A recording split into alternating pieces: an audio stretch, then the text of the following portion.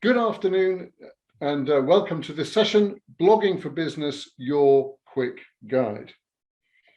So I'm Andrew Knowles. I'm based in Weymouth in Dorset on the South Coast. I've been running training courses for businesses for the last 25 years.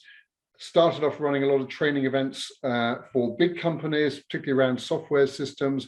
And in the last 10 years, since going freelance and since getting into the world of social media, and more so about digital marketing, I've focused on training around the social media systems and also around some other aspects of digital marketing. I started off my freelance life as a writer, a copywriter, about 12 years ago. And so I have a real passion for communicating through the written word. So hence blogging. I've been doing a lot of blogging for myself and for other people over the years. And so I've got a reasonable amount of experience on that. So welcome to this afternoon's session. You can follow me on social media. I'm at Andrew Explainer on Twitter and on Instagram. You'll find me on Facebook, LinkedIn. Send me a LinkedIn connection request. You're welcome to. And also I use the hashtag Andrew Explains on those networks as well. So if you want to comment on one of those networks and use the hashtag Andrew Explains, that would be wonderful. As small business owners, as I think probably most of you are, it's good to support and encourage one another. Why do I run these free training sessions? Now, I've attended a lot of free training sessions over the years, which have frankly largely been a sales pitch rather than a training session. And you won't find that with these sessions that I run. These are very much about sharing my knowledge, partly because I love running training. I do paid for events as well and paid for activities, custom training for businesses, but I just love running these courses. I love supporting small businesses. I want to see small business owners thrive in what they do. And I know that budget is often an issue. And to be honest, the best way to learn something is to train in it, because when you're in front of an audience, you need to be pretty clear about what you know and don't know. So it keeps me sharp, frankly. And that's why I do these live, because it keeps me looking at the subject over and over and over again. So that's why I run these for free. Today, we're talking about blogging. Just have a quick look at the questions. There aren't any questions so far, so if you've got a question, please drop questions, as I said, into the chat box down at the bottom. It should be down at the bottom of the screen or whatever device you're using. So what is a blog? I appreciate you're all coming from different perspectives. A couple of you, I've got a bit of an insight as to where you're at. Maybe you've not started blogging. Maybe you've started blogging. Maybe you're unsure what a blog even is. But I'm actually going to start from a slightly different place rather than what is a blog, which is why you should blog, or why blog at all. Is blogging necessary for your business? So here are some reasons why you should consider blogging for your business. The first is blogging brings long-term results. And what I'm talking about in terms of results is visibility. It helps your website to become visible over time.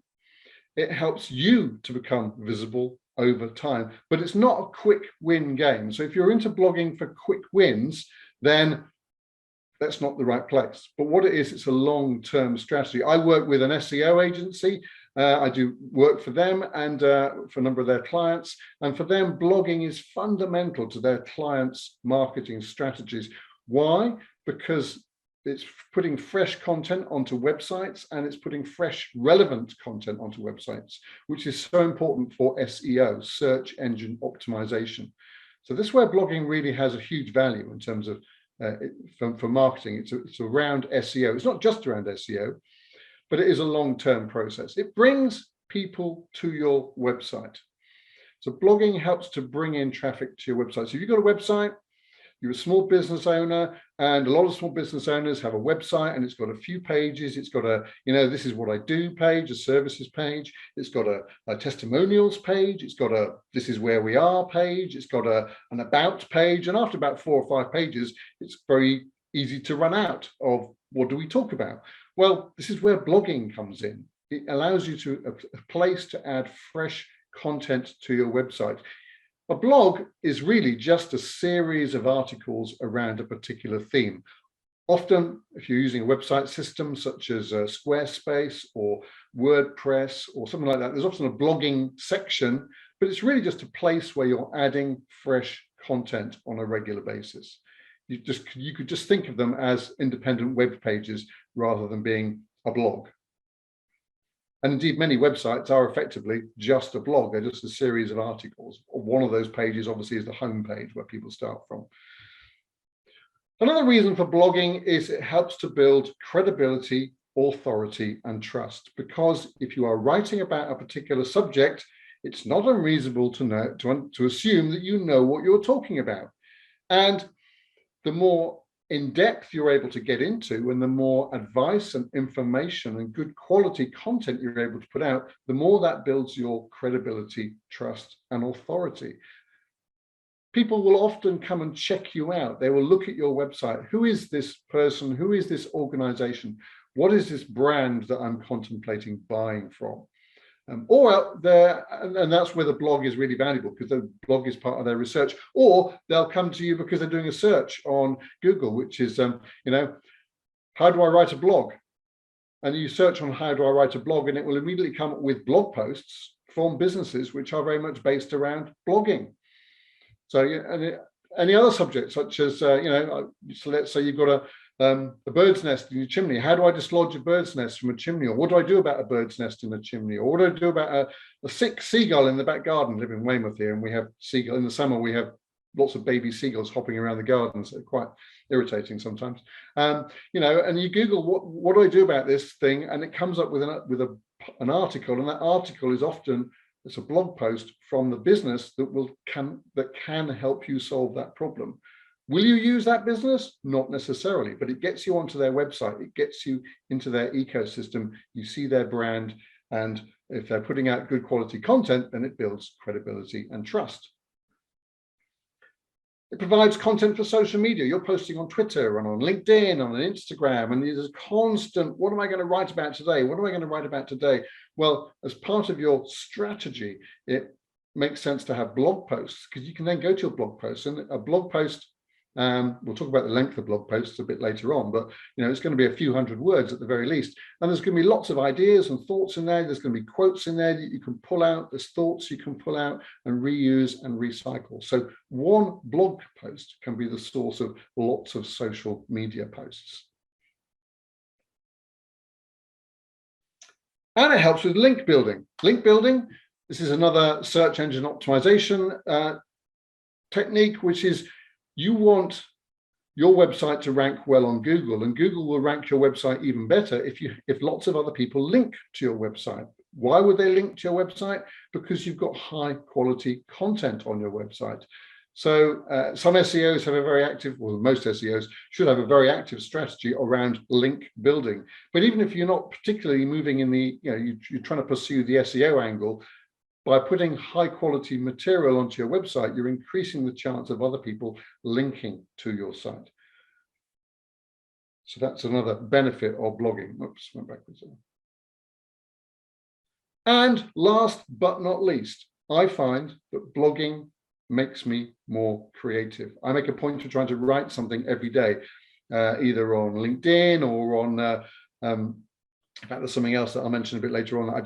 I've experimented today. It's my first post on that on Twitter. I want to call it TypePad, but it's not. It's type something else.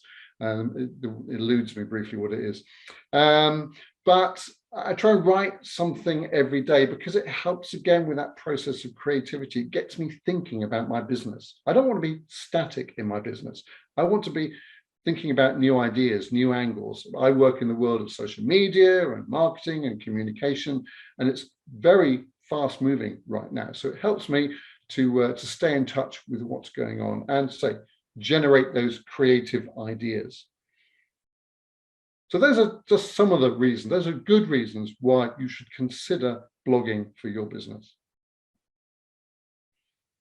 Glance across. Any questions? No questions. So feel free to ask questions in the chat. So what is a blog? Well, hopefully I've already given you an idea of what a blog is. A blog is a series of articles that's published typically on your website. Now, if you use another marketplace to sell your things, such as Etsy or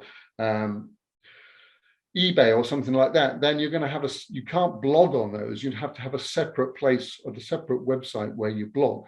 But ideally, you want to have a set of articles on your own website. And that's what a blog is.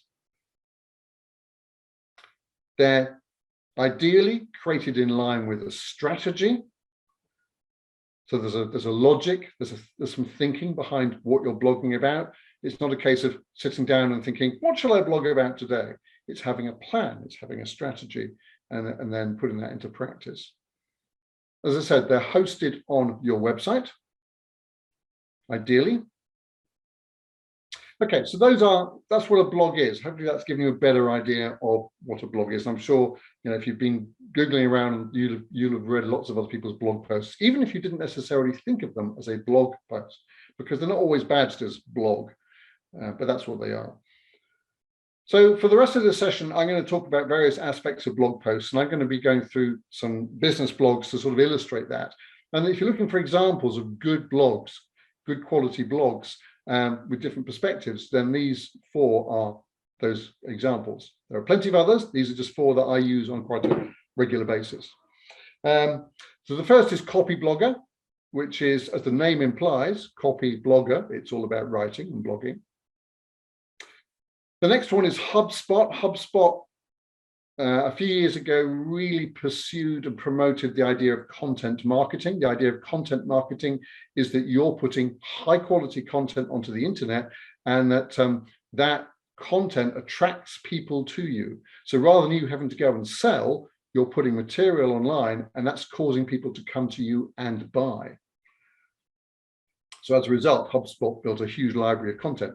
Social Media Examiner. So in the social media space, Social Media Examiner are very much a market leader. They publish a blog post every single day, written by a specialist in a particular subject. It might be LinkedIn, it might be Facebook ads, it might be TikTok, the whole range of things. Every single day they put out one new article, and it's a great source of material. And again, a business that was built around sharing content, blogging. And finally, Seth Godin. Now, you may be familiar with the name of Seth Godin. He is a sort of a well-known marketing voice in the market. I hesitate to use the word guru. I don't really like the word guru, but there we are. I'm using it, so it's too late now. So he's very much a respected voice in the marketing space. So those are 4 blogs that I'll be referring to as we go through the session. Now, just a short commercial interlude here, as it were. So this training is free. It's costing you absolutely nothing, but it is costing me something in terms of my time and in terms of running Zoom. And if you want to support what I do in terms of providing free training, if you want to buy me a virtual coffee to say thank you and to support me, you can do that. And you can do that at coffee.com/Andrew Explainer. So you're very welcome if you want to show your support for what I do in that way. Okay, back to the content. So Copyblogger. So I'm going through 4 different examples. Copyblogger. And this is the top of a Copyblogger post.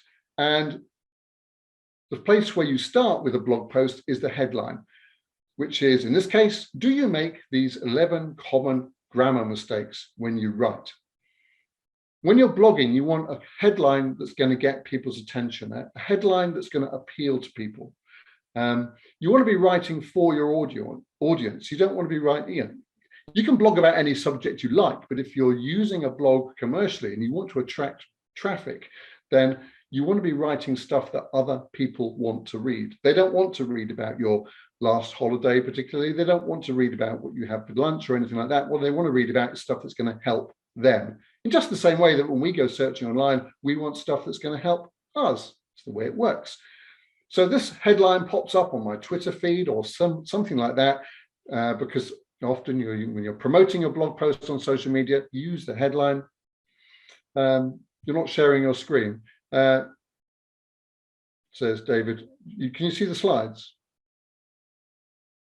Okay, can anyone else see the slides? You're someone on mute, let me know if you can see the slides. I can see the slides, says Michelle. Susie says I can see it. Yeah, David, you can't see the slides. I can't hear you. So Linda says I can too. Well, if you can't see the slides, I do apologize, David. They will be on the video. I'll have a look around, he says. I don't know what device you're looking at.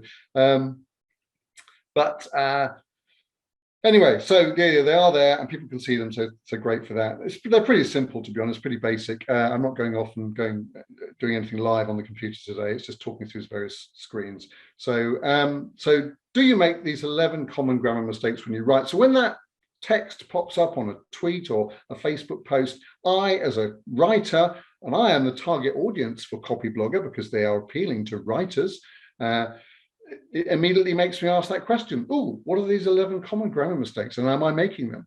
So it's immediate. So by asking that question, they're immediately getting to me. They're immediately making me think, oh, I should read this. So when you're thinking about a headline, you want to think, what is it that's going to get the attention of the reader? Often the headline is actually written last, not first. I often do this, so I write the blog post around the subject, but actually, as I'm writing the blog post, that's when my creative process gets involved. That's when I actually come up with the exact angle I want to take. And it might take me somewhere different from where I thought I was going right at the start.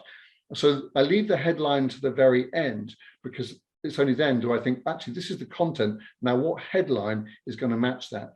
And you need to make sure that the headline matches the content, because you want to deliver what people want to read. You're probably very familiar with the sort of clickbaity stuff that you see. I mean, our local newspaper website, for example, is awash with ads, which are all sorts of got all these clickbaity headlines. And if you click on them, it takes you through to an article which actually doesn't deliver what it implied. All they really want is your eyeballs on their page so you can look at their ads, and they get more traffic. So you want headlines that align with the content that's in your blog post.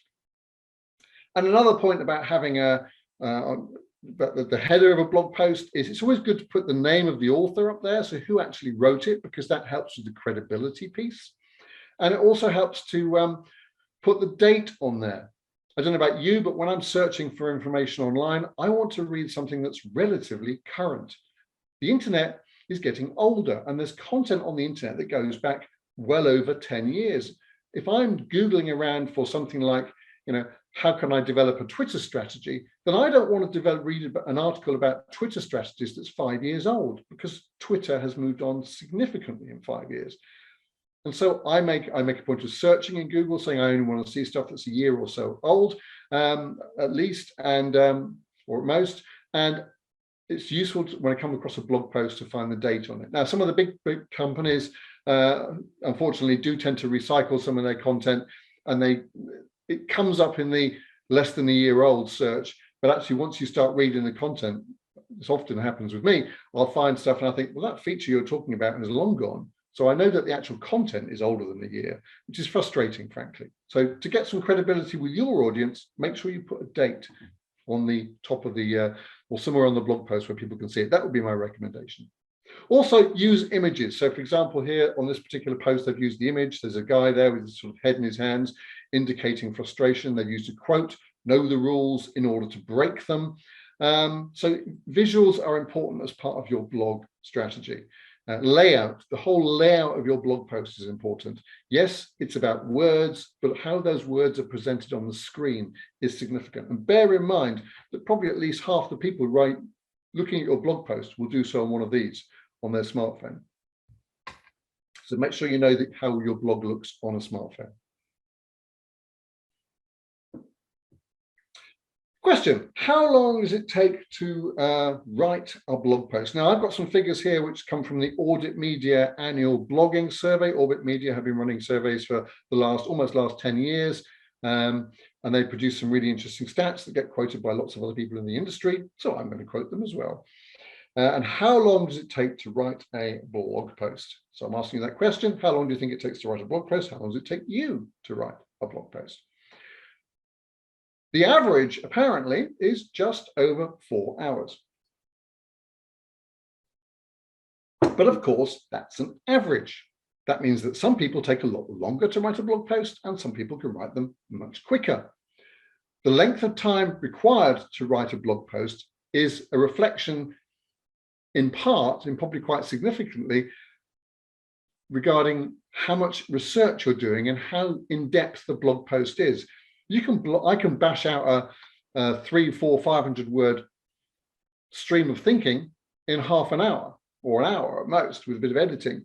But that's different from an in-depth blog post, which goes into detail on a particular subject. That will take quite a considerable amount of time and research.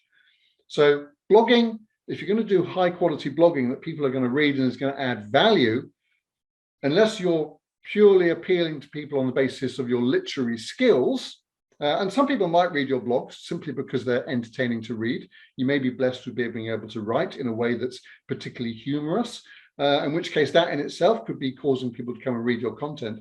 But if you're, as with most of us, myself included, it's more about sharing high quality information in a way that people can engage with, then that takes time to put out that quality content. So bear in mind that a blog post can take a few hours to write, and also a few hours or some time to then actually put onto your whatever blogging system you're using and find the right images and decide on the layout and all of that.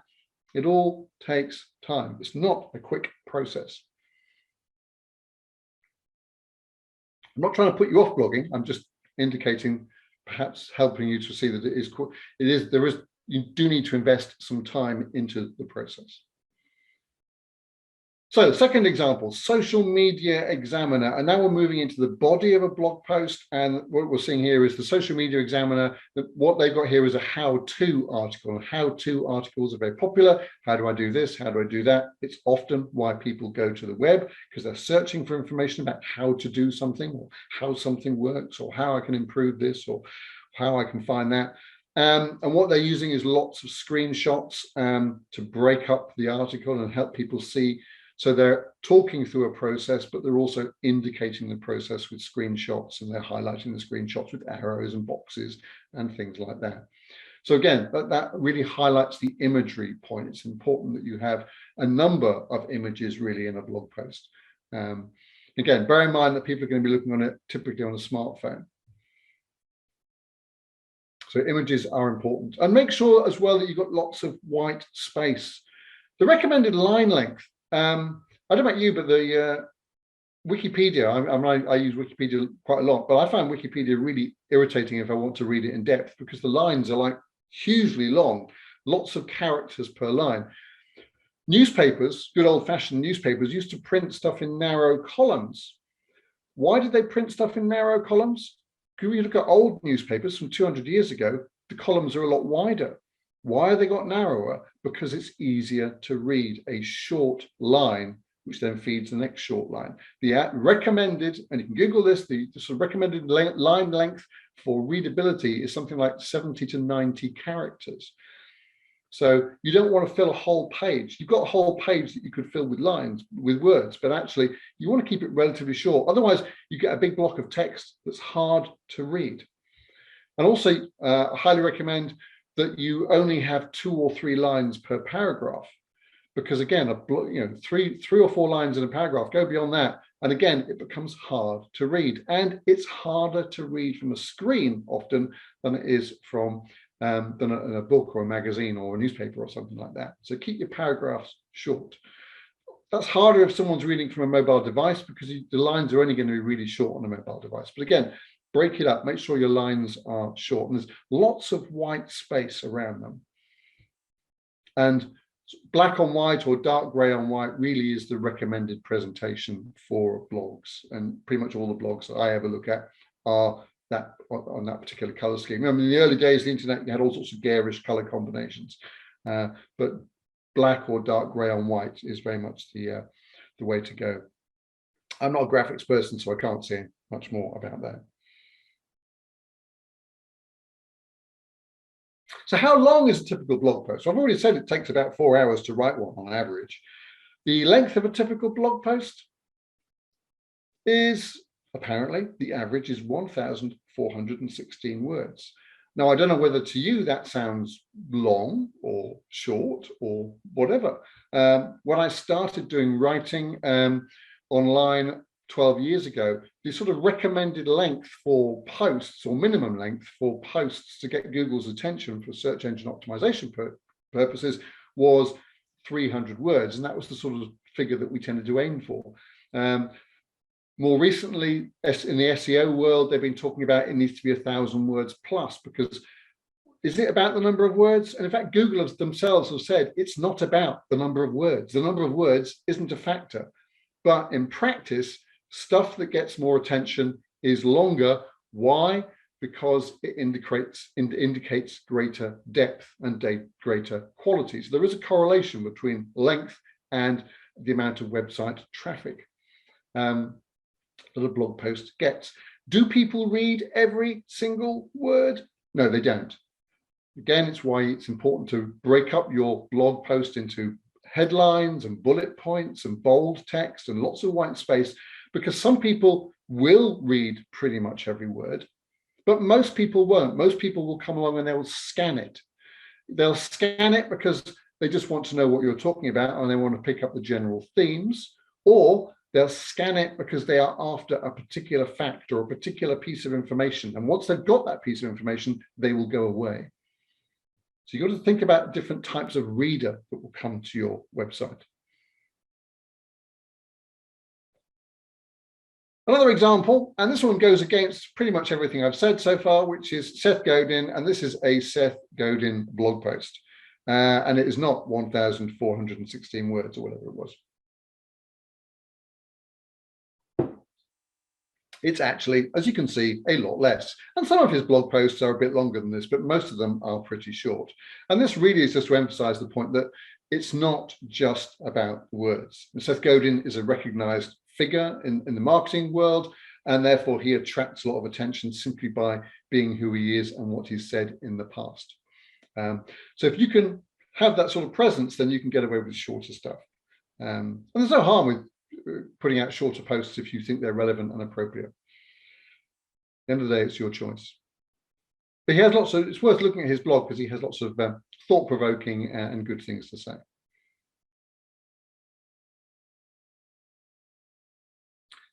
So how do bloggers get traffic to their posts? Oh, I didn't proofread that, did I? How do bloggers get traffic to their posts? No, how do bloggers, it's plural. And again, this comes from the Audit Media statistics. What's the top source of traffic for bloggers? How do they get people to land on their website? 90% of them say that social media is the source of their traffic, the main source of their traffic. So I talked about SEO and search engine optimization and people coming to visit your website, and Google plays a part in that. But social media is so important in this. Twitter, Facebook, LinkedIn, even Instagram. Where Instagram, you can't share links to individual posts, but you can have a link on your bio that brings people to your website. So social media is a very important part of the blogging world. And as I've already said, the blogs themselves can help give you the information that you can use to inspiration for content for your social posts. So social media is very important to this. You can Google the Orbit Media annual blogging survey if you want to. There's all the stats are out there. They're online. They're publicly accessible.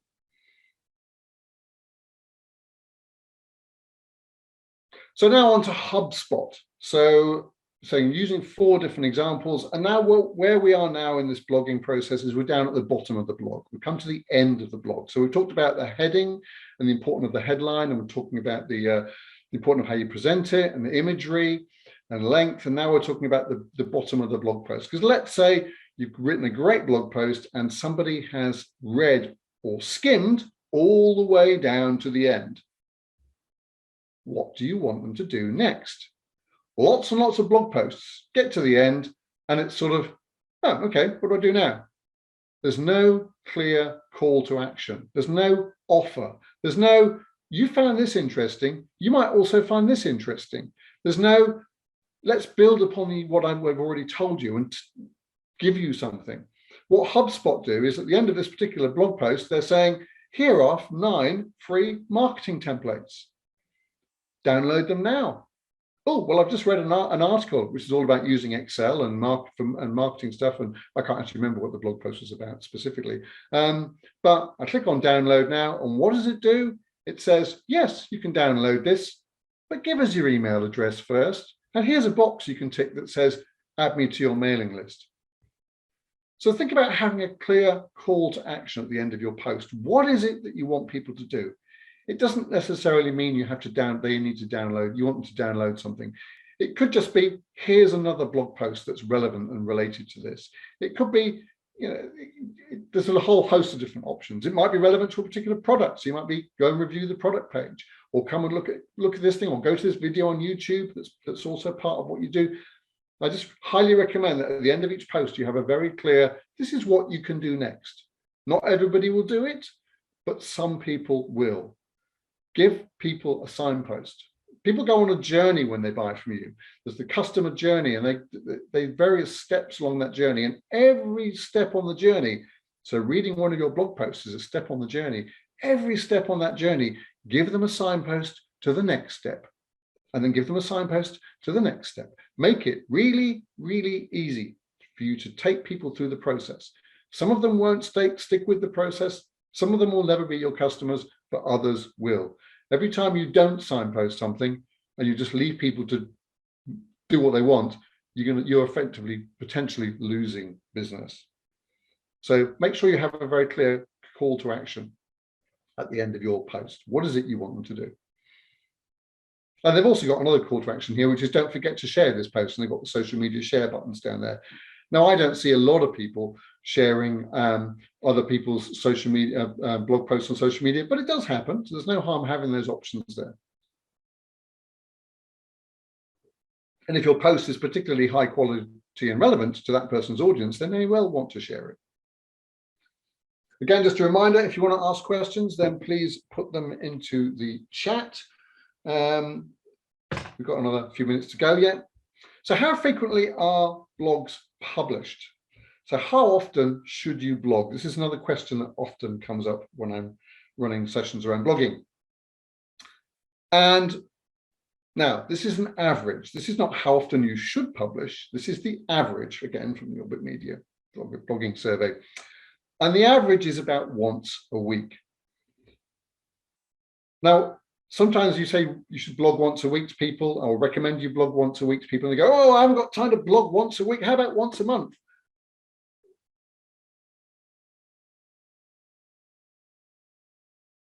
What I would say is if you're only blogging once a month, you're only going to get 12 blog posts on your website in a year.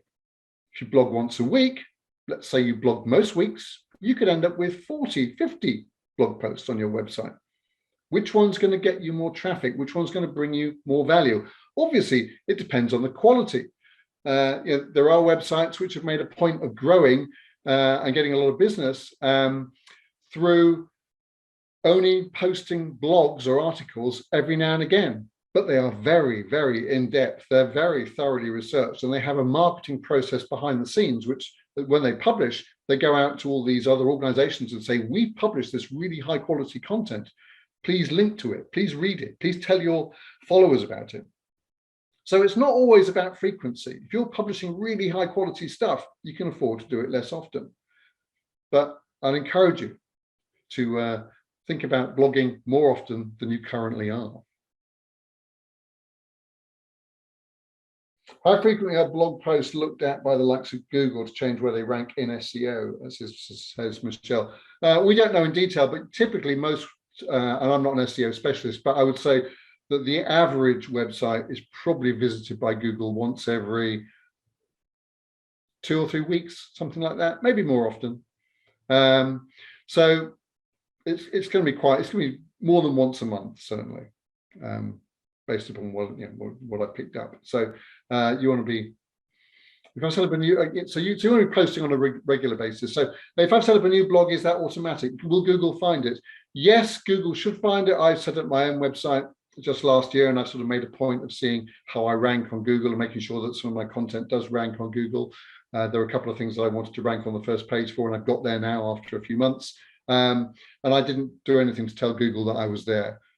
What you do need to be doing is making sure you have lots of internal links. Think about Google comes to your website, it comes to your homepage. How easy is it to find your blogs? How easy is it to find all those high quality articles that you want to rank on Google searches? Google will go through exactly the same process as a human being. It will find the links and it will follow the links. So you want to make it really easy. if you look at a lot of websites, you'll go down to the footer of the website and you'll see there's lots of links at the footer of the website to their main content. It's worth looking at your own website and thinking, can I put more links on the homepage? Not really there for the human reader, they're really there for Google's benefit. So how to blog? Let's talk a little bit about how to blog. We talked about a whole load of stuff around blogging already, but this is more about what is it we want to talk about. I know that that's something that, that some of you have been asking about. Is how do we know what to talk about on our blogs? And hopefully you've already got some insights and some thoughts around that. I'm hoping that already you've got some, oh, actually, this is something that I could blog about. To start with, you've got to know what you want. What is it that you want from your blog? What do you want your blog to do for you? My wife is an author. She's a historical fiction author, and she, 10 years ago, she had never blogged, she had never used social media, nothing like that. And she said, I want to start writing some novels and I want to start writing some books. And how do I get some visibility? And I said, why don't you start blogging your research? So she started researching and writing blog posts. For websites, regencyhistory.net. It's on Blogger. It costs her next to nothing still, other than paying for the domain name. How long that will be, we don't know. Blogger's owned by Google, and Google are changing what they do.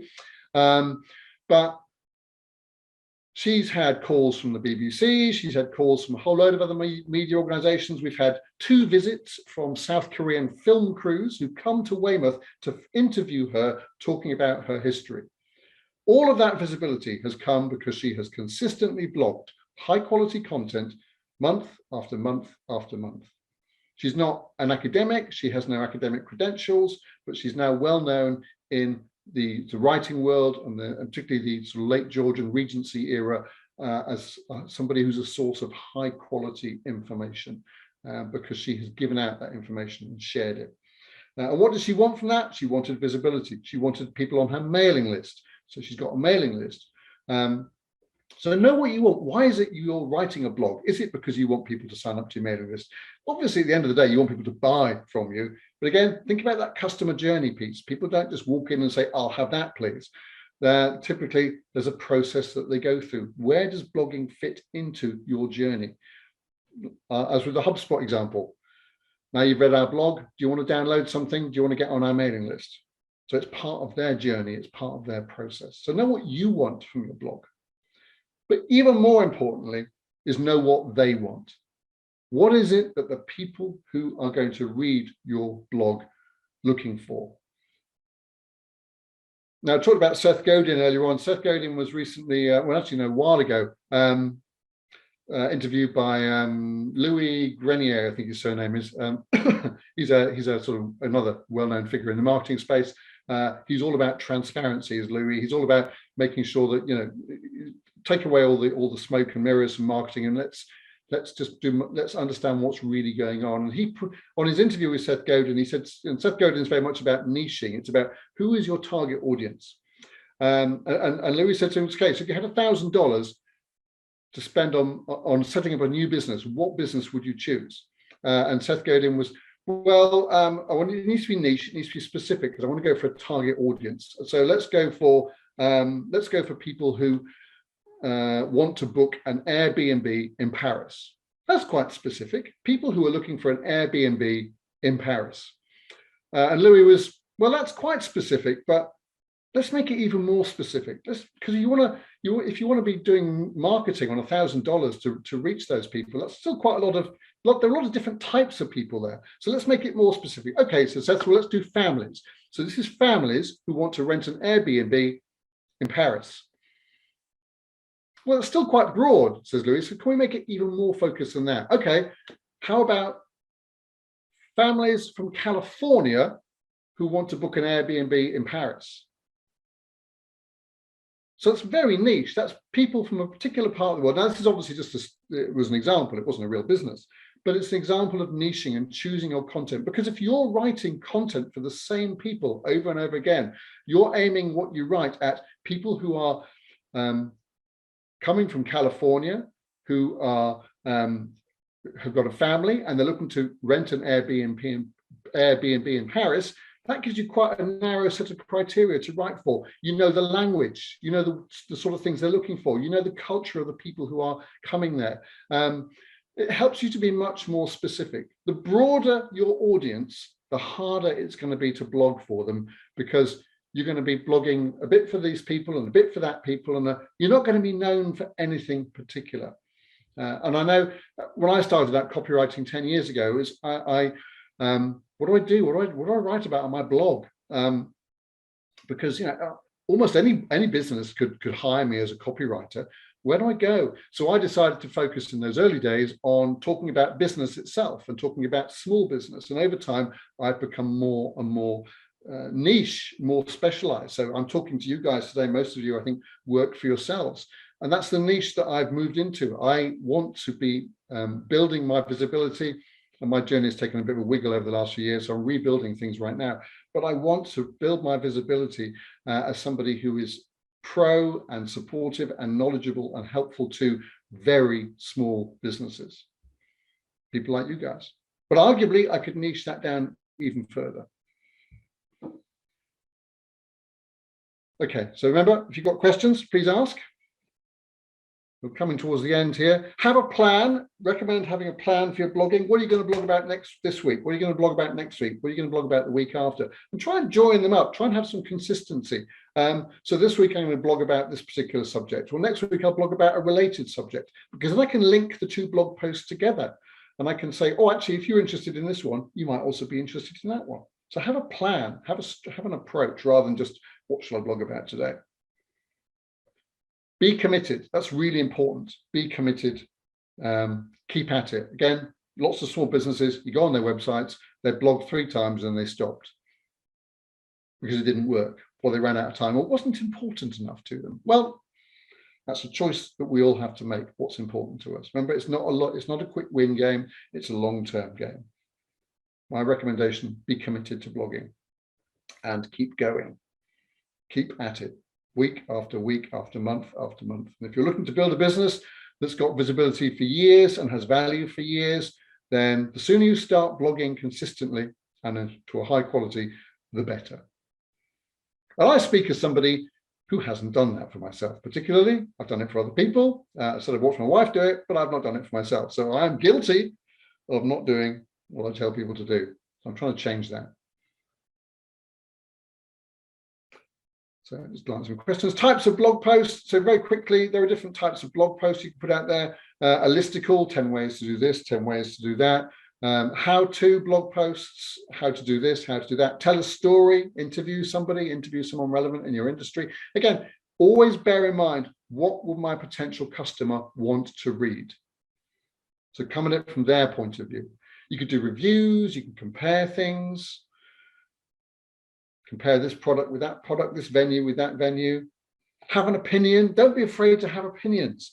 Being opinionated. So Louis, that I talked about earlier on, he's got a very strong opinion. He thinks marketing is full of sharks and cowboys who try and confuse people and take money off people and not really give them much value. And he wants marketing to be transparent. And he's very opinionated about that. And he used quite a lot of strong language around that. So have an opinion. Your opinion doesn't have to disagree with lots of other people. Your opinion might just be, this is a good thing. This is my favorite thing. This is my preferred thing. So social media systems, I have an opinion about social media systems. I use lots of social media networks, but my preference is Twitter. I love Twitter. I think Twitter's great. So that's my opinion. Doesn't make me right, but I'm quite happy to talk about the fact that I think Twitter is the go-to network for very small businesses. And do original research. I've quoted to you statistics from Orbit Media as we've gone through this session. Orbit Media is a digital marketing, they provide digital marketing stuff. They're quoted by lots of people. Their blogging surveys are quoted by lots of people. What have they done? They've done original research. They just went out, surveyed a whole load of bloggers consistently year after year, put statistics together, published those statistics, and over time, people have seen them as a source of high quality information. They have got lots of links to their website by doing original research. They admit themselves, it's not scientific, they're just sending survey forms to bloggers that they know. about 1,000 of them. It's not academically approved. Nobody's, somebody else could do the same survey and get different stats. The point is, they do it year after year, and people trust their statistics. So do some original research. Doesn't need to be difficult. Interviewing 5 of your customers and saying, this is what they like or don't like. That's original research. So quickly getting started with blogging, start writing. The sooner you start writing, the better. Best place to publish it is on your website. So if you're using others, if you've got a marketplace website, you might want to use Etsy or something like that. You'll need to publish your blog somewhere else. So you could have another website somewhere like Wix or Squarespace. I use Squarespace, or something like that. What else have we got here? WordPress. WordPress is the one that everyone talks about from a blogging point of view, but Wix and Squarespace and some of the others are equally valid. There's different views in the SEO world about whether some are higher quality than others. Certainly my preference right now is to use Squarespace. Does it pay to use Blogger and Wix? Says Michelle. I saw you had a question, David. I'll come back to that. Does it pay to use Blogger and Wix? So by saying my wife uses Blogger. Blogger is a very old system. It's clunky. But when we started blogging 10 years ago, I showed her, at the time, it was basically Blogger or WordPress. And I said, well, here's Blogger and here's WordPress. And Blogger was the more user-friendly of the two. So we went with Blogger. It's a real pain to change. But there we are. So you can use it. It's really more about the quality of what you're putting out there rather than who's hosting it, I would say, for the most part. So Wix, Squarespace, Blogger, whatever. It's very much about the quality of what's going out, what you're putting out. Now, TypeShare, that's what I was talking about earlier on. There's the one that I'm experimenting with right now. And TypeShare is a website that I've only just recently discovered. And it's about microblogging, or not microblogging. It's very short form blog posts. So, and the idea is that you try and get, ideally, if you can try and get one a day out, and it links to Twitter, so it posts out there. So TypeShare is something that I'm experimenting with right now. They call them atomic posts. Atomic as in very small, and it's just giving you, it's a bit like a LinkedIn post. If you've written on LinkedIn or even Facebook, you can put quite a lot of text on there. So that's an area that I'm experimenting with. But TypeShare does not sit on my website. It's really feeding into my social media system. So it's part of my social media strategy there.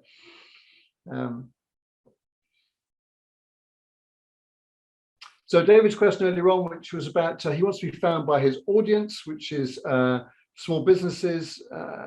It's easy to write about writing. Yes, as a writer, it's very easy to write about writing. But if I want to write about, say, insurance or recruitment, how do I write such a blog and let them know an expert in their field? But I'm not in their field. Do I write? Okay, so this comes back to the point I said earlier about niching. Really, my recommendation would be, if you want to focus on a particular industry, be known as a writer for that particular industry.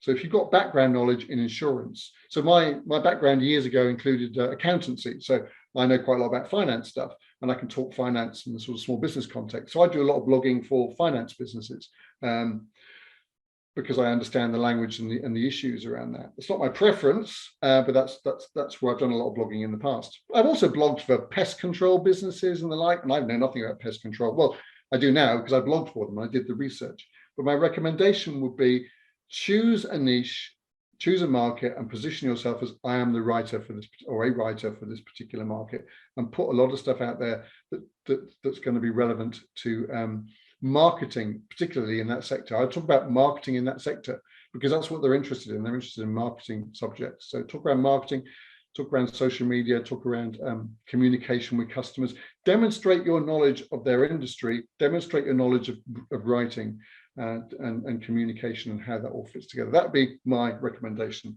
sort of top of my head, to go for on that one. So I hope that's useful to you, David. It's a tough one. I want a niche, but I could do all these different things. Where do I go? You have to make a choice. That's the hard part. Because I'm excluding myself from other things. Well, actually, quite a lot of writers niche in a particular area, but then they discover that they're still being contacted by other businesses outside of that anyway. So niching doesn't actually necessarily limit you. Well, you could niche by saying, I'm just going to focus on blogging. I'm just going to focus on direct response. I'm just going to focus on email marketing. I'm just going to, you could choose, just focus on LinkedIn profiles. I mean, my start of my career, I wrote lots and lots of CVs. I wrote over 250 CVs for people. I was a CV specialist for a couple of years, but I left that behind. I didn't want to pursue that. Okay, so I hope that's been useful to you this afternoon. I hope you've taken away some good points. So what I'll do is I'm going to finish in just a moment, and well, finishing now. And so thank you for being here. I said I will send you a link to the video. If you would like a one-to-one consultation, you'd like to go a bit deeper around this or social media or anything else that you think I can help you with, then you can do that. Just let me know. £49 for the hour, which is cheaper than the price you'll find on my website, but it's because you come on my free training course today. So if that's going to be useful to you, please get in touch. I said I'll send you a link with a feedback form. Remember, everyone who fills in the feedback form, there's the opportunity to win a free short consultation with me this month. And that's it, really. I hope, as I said, that's been useful. I will stay here online for a few minutes. So if you want to chat on audio once we're done formally, then you can ask me a couple of questions. So right at the start, I just can't guarantee I've got answers. What I'm sharing with you is the knowledge that I have accumulated over the last, the last 30 years in the commercial world, but particularly the last 12 years as a freelance writer and social media trainer, working particularly with small businesses. So thank you for being here this afternoon, and have a good rest of your day. Thanks, that was great. We'll catch up. David, thank you very much.